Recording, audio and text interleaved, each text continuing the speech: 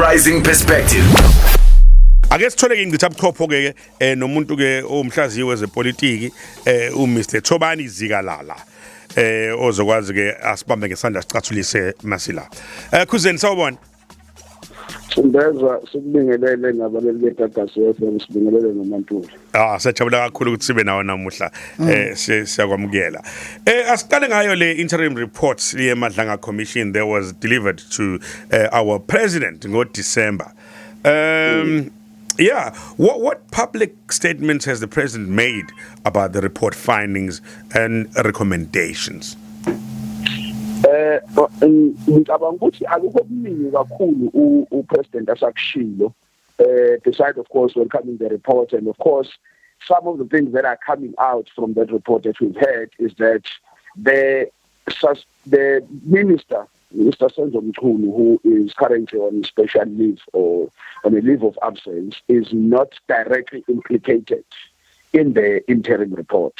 But also what we have seen is that the president is also setting up a task team to investigate particular individuals who have been implicated in the current interim report and in the hearings that have been held. So I think that for me is an interesting development. But also umuntu uzothi hawu umacingwane ngoba kwangathi yonke into ikhombayina ngenje ubani before kuqalwe le commission. Komunye umuntu uzothi vele kwakuveli i-direct linkage yabo, because into enkulu evelayo is that yebo khona infiltration ye-justice system yase-South Africa, ikhona i-political interference, but is there a direct linkage to the minister besides the fact that he made a decision which seemed to be almost unconstitutional or illegal of the disbandment of the PKTT?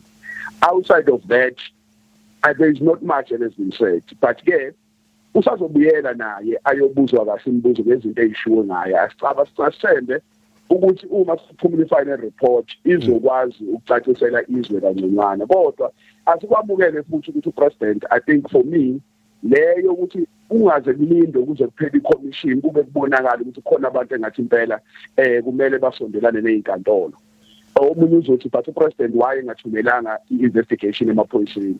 Khumbula amaphoyisa nawo ayakhonjwa ngenjumbane ukuthi ngathi khona kwenza ukurong. Ingakho bekufanele establish i-task team ezoreporta straight to the president, because unenkinga manje lapha yokuthi uma uzothi amaphoyisa wa-investigate or i-NPA ay-prosecute, unenkinga yokuthi bayabalwa njengengxenye yabantu abenza izinto engalungile. Nabo lolu phenyo lungabo futhi. Yebo, ngoba inkinga ekhona ukuthi from nje umuntu njengami mhlawumbe ongayile umuntu omthetho kuyabonakala ukuthi ikhona into wrong eyenzakalayo criminal justice yaseNingizimu Afrika.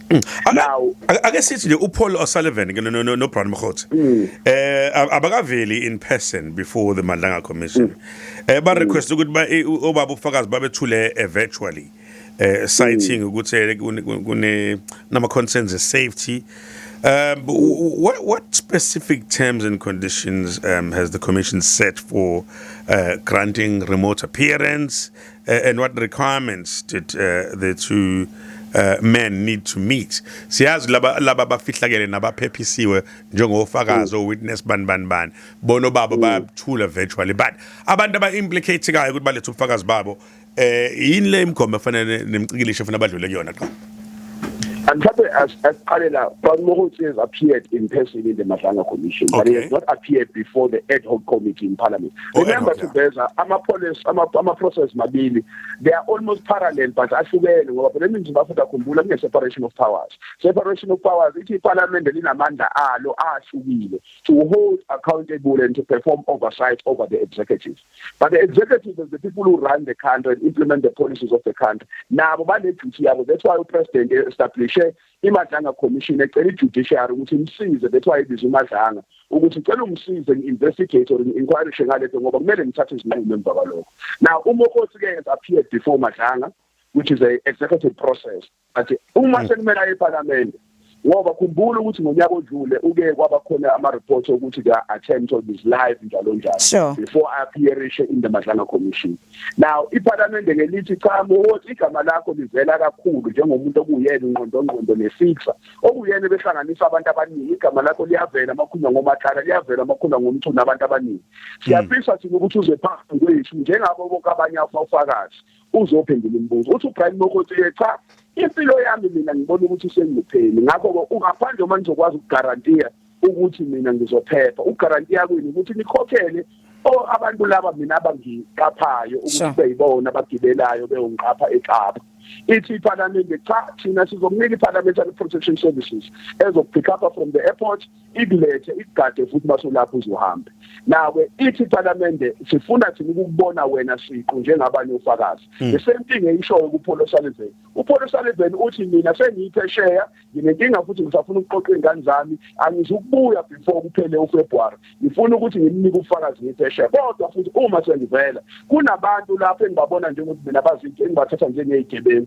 engingaboni ukuthi kufanele bangibuze imibuzo ama-members kakhulukazi from the MKP I think EFF if I'm not mistaken and actually say it's not PA abathi abafuni ngeke akwazi ngeke ayiphendule imibuzo yakho iParliament ngelithi awukwazi ukusitshentsha senze kanjani umsebenzi wakho lapho libhalela uSpeaker licela amandla wokubabiza ngenkani ngoba libona ukuthi bese sisabhina ukuthi sibadonse nezidozana bafika uSpeaker ke uphendulile mhla ka-30 wathi cha bafundisi anikwazi ukuthi ningaka-satisfy ama-conditions noma izicelo zalaba bese nibaphoqa ngoba bakazi ukuthi abafuni ukuza kodwa bathi banama-concerns athize I think i-guidance ka-Speaker uMthoko iyagayida iParliament ngoba isubpoena yenziwa kumuntu othi angifuni ukumphoqa ukuthi ukhumbuleke lawo mandla ahleli kuSpeaker kuphela eParliament kodwa lenkinga ukuthi lento yesubpoena isengabanye abantu bengayichallenja igciniye enkantolo ngenxa yokuthi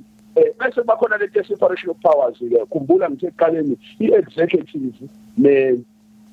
i-executive neParliament neJudiciary bahlukene amandla abanawo akumele bekhona omunye obonakala exambukela kwamandla awumuntu sure okay mhlawumbe ngibuze kanje bengase uO'Sullivan noMokgethi bavunyelwe ukuthi batestify remotely sesiyavumelana ukuthi it might set a precedent for other witnesses and future phases of the commission mhlawumbe what are the implications that could have affect a commission or future standard procedures for witness protection policies? Yeah, I think mina into enkulu this process esikuyona manje of whether remote or virtually ikakhulukazi labo fakazi ababili already for example uMadlanga Commission they've agreed abanye abantu to be anonymous so that they can be protected and we know that uMadlanga Commission kunofakazi wafikayo wagcina etholakala eseshonile ngonyaka odlule so already in terms of witness protection sinenkinga I don't think into engicabangayo ukuthi uma sigcina sivuma kuPaulo Sullivan komele sivume nakwabanye ukuthi uma bethi cha angiphephile ngicela ukutestify from a position I'm safe in I think lokho kusethe precedent ukuthi abanye abalandelayo you will have to consider and you will have to agree because usuvumile kwabanye nokunqaba ukuthi ubaforce ukuthi balethe yothi mase kufika abanye ofakazi fanele ukuthi uvume khumbula ke khona izindaba eziphume izolo ezithi umnumzana uRamaphosa uzomele naye aphendule imibuzo ngoba bezothatha isinqumo yeah cha sizombhalela asiphendule kodwa ngapha kunofakazi kuthiwa siyabaphoqa ukuthi abeze ngempilo sifuna ukubaphoqa ukubeze ngenkani angithi yabona already it seems as if there's now double standards uba kukhona abantu okuthiwa bazobhalela nje imibuzo baphendule ngesikhathi sabo kodwa laba ngenxa ukuthi bavela kahle kakhulu ke bona amagama abo kuthiwa cha sifuna ukubaphoqa ukubeze phambi kwethu I think yes singaba ngamthanda uBrian Mohothi singamthanda uPaulo Sullivan but ikhona into ethi iParliament ithokodidiza uthi kodwa sibathithe feli noma sibone ukuthi ngathi khona wrong ngapha kodwa sibathithe feli singabaphoqi singakayibuphenduli izinto abazicelile Asibambela khona ngicabanga ukuthi mfowethu ekuclear konke uchaze kahle Yeah. ke sizoyibona ke izohamba kanjani le ya president lo dinga ukubhalela imibuzo anikezwe yona iphendule ke ehlalele ekhaya kusofa wakhe nalabo abantu bafuna ukuphendula bengapheshe kwezilwandle nalokhona la ezweni othi naye ufuna uyasaba ucela ukukhokhela security yakhe no so beka ke nathi amehlo neindlebe zethu in all the developments surrounding the Madlanga Commission, especially with this interim report that has been presented and what might flow from it. Thank you so much. Sibonga kakhulu Khuzeni. Leo ke sinaye namuhla ke ngicitha buchopho emhlazi wezepolitiki ubaba uThobani Zikalala. Thank you Mr. Thobani. God bless. Gagasi FM.